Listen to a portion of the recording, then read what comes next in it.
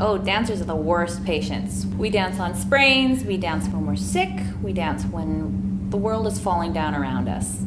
Sometimes it's the only thing that makes sense, actually, is to just keep dancing.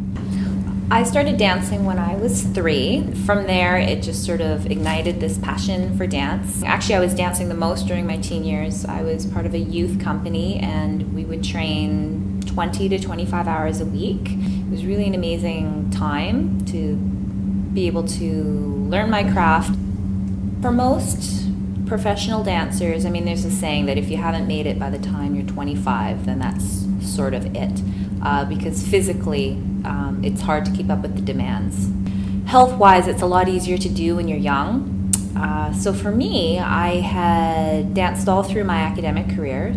I hit the age of 27, and I thought, wow, I haven't made it yet, but I still love to dance, and I have this unique skill set, so what am I going to do with it?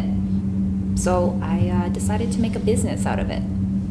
Once I figured out that I had a product, which was dance, I was able to figure out, well, where am I going to deliver this product? Well, people in the film industry, and then also in the live dance scene, studios. Studios need good trainers to train the upcoming dancers. Part of being a dance professional is teaching your dancers to be aware of their own bodies. Everyone has a limit. I can't say what your limit is. You have to know that for yourself. But you also have to be aware that there's a finite capacity for injuries. You know, if you push it too much, that can be a career-ending injury, and you may never dance again. For sprains and strains, I let them use their own judgment. I get really nervous if it's something like head trauma, then definitely I'll step in and pull you off the field and make you, take care of your health. Yeah, it's definitely a combination of working with your dancers and trusting their judgment and trusting their instincts. That's why we need professionals out there to help promote health and safety within the workplace. The injuries happen because of the nature of our work. You're jumping up in the air and kicking your legs and slamming down on the ground. It's just an occupational hazard. The time frame for a dancer is very compressed. Like I said, by the time you hit 25, that's when it gets really, really hard.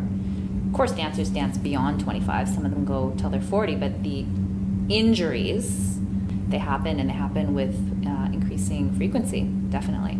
The one major thing I think that can be implemented in studios is proper warm-up. So many dancers, especially when they're young, they don't do a proper warm-up. So for me, proper warm-up starts with elevating the heart rate, getting the cardiovascular system going, getting the blood flowing, breaking a sweat, so that the body is fully warm before you even start to stretch, kick, move, or anything like that. The reason why you warm up is to prevent injury.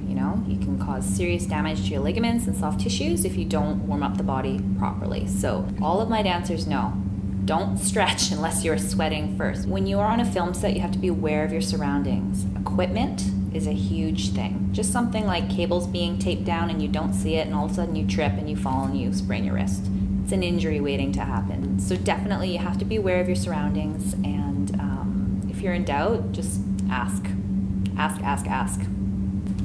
The camera doesn't know what the choreography is. You have to be prepared to modify, because safety is number one. The worst case scenario is that the lead actress falls and breaks her ankle and smashes her face on the on the stage because I wasn't willing to change my choreography, right? So yeah, definitely you have to be prepared for anything and everything with film. If you're doing background dancing, go to your wrangler and just voice your concern. In my experience, generally people are quite good about that. If you identify a concern, they're on it right away. What is probably the worst situation is if no one sees that it's a problem until the accident happens, right? There's this pressure to do not 2 turns, but 3 plus 4 plus 5 into a back flip, into the splits with fireworks going off and everything. There's this pressure to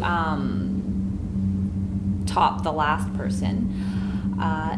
And the impact that that's had on our industry is actually, it's an issue right now. Dance professionals are talking about it. Definitely choreographers, number one, they have a duty to look out for their dancers. You have to make sure that the choreography is appropriate. You have to make sure that the space and the floor that they're dancing on is safe, that they're not going to get injured. But then in sort of like a broader sense amongst your peers with other choreographers, you have to sit down and have conversations and be like, what do you think about that move? Is this a good thing? Let's talk about this. Do we really need to be encouraging our dancers to do this dangerous move or moves they're not ready for? And I think if you know, the sense among any sort of established, competent dance professional is that, no, you don't need to do that. Safety number one. I sort of had the feeling that if I was going to make an impact on the world, it was going to be because I was doing something that I was really passionate about, something that compels me to get out of bed in the morning, something that's simply a force of nature. And for me, that's dance.